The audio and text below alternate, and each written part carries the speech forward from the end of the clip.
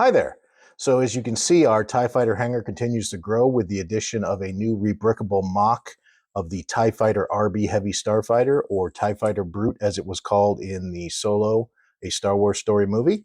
This is a MOC by a builder known as ScruffyNerfHerder. It contains 575 pieces, a majority of which come from the standard 75300 Imperial TIE Fighter set. I'm going to show you a quick time-lapse build, and then I'll give you my thoughts on the overall build experience in just one moment.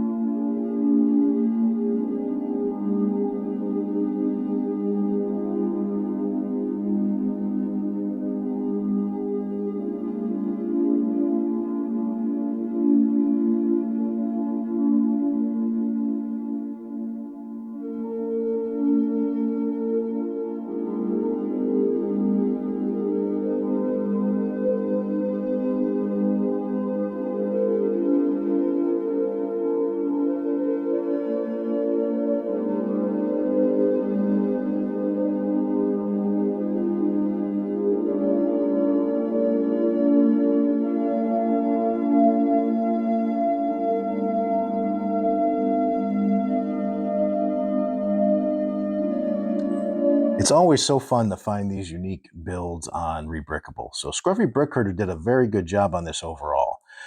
To see this particular aircraft, especially when it was not actually in the Solo movie, it's actually in a deleted scene. And this is the vehicle that Han Solo was actually flying and crashed, which is why we find him in the infantry early in the movie. So it's just a little bit of a backlog story on that. But ScruffyNerfHerder really did a great job building this asymmetrical build.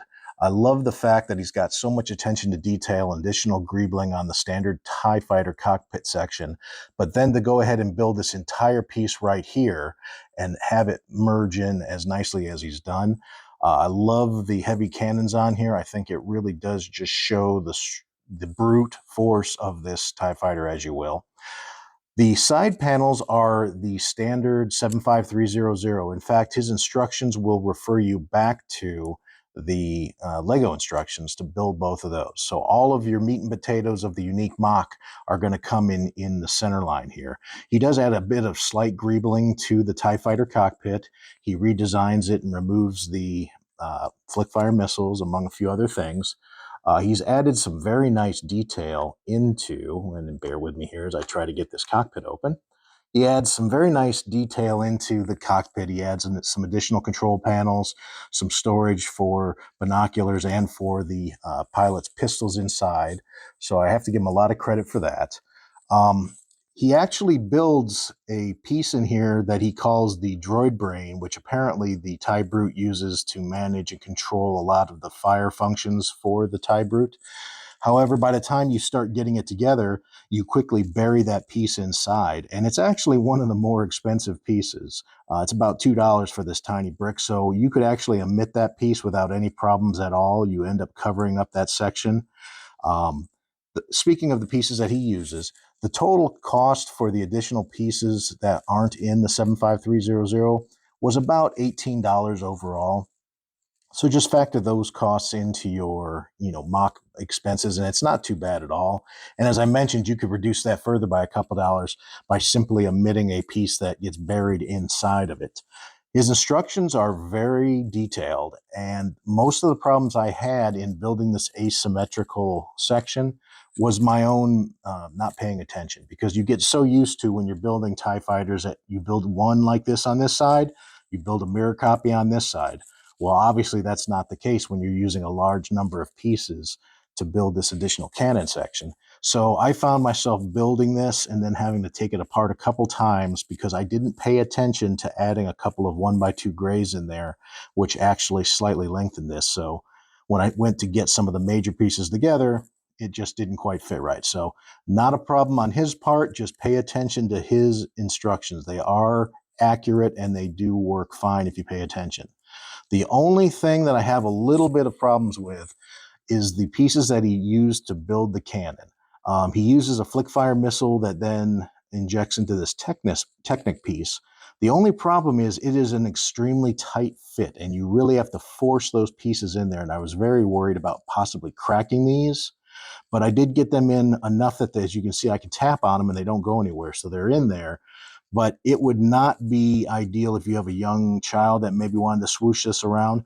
The rest of the build is great. You'd have no issues with the rest of this build being swooshed around by a young fan of Legos. But those cannons, if they do play with them or move them in any way, chances are those flick fire missiles are going to pop off and you're going to have to get those back on there. Takes just a few seconds, but they're in there, like I say, tenuously. That's the only gripe I have on this build overall. But again, this is going on a display shelf. Not going to get moved around a lot. So for me, that's not an issue at all. And I think for a majority of folks that are building mocks, that's not an issue. You build these with the idea that often mocks are a little more temperamental. They're not as designed to be played with as your standard Lego kit. So that's the good and the bad of a Lego kit. You lose a lot of uniqueness, but you get durability. Whereas with mocks, you get a large variety, something like this that you wouldn't necessarily see in a Lego kit, but you sacrifice a little bit of that swooshability. But in my mind, I think it's a very fair trade off, especially by taking off those flick fire missiles down here. You really get more of a display quality. But again, it has some great playability for those younger builders as well. So overall, I think this is a great build. Again, I will provide a link to Scruffy Brickherder's Rebrickable site so you can pick these up. These are free instructions. And again, the only cost to you, in addition to kit 75300, is about $15 to $18 of additional pieces that are all available on Bricklink. If you have any questions or you'd like me to show you some additional photos or views, or if there's anything I can do to help you with the build, please feel free to reach out. If you'd like to see some of my other mocks that I've recently built or reviewed, please feel free to take a look at my playlist or the videos on our page. Take care. Have a great day. This is Olden Surly saying keep on building.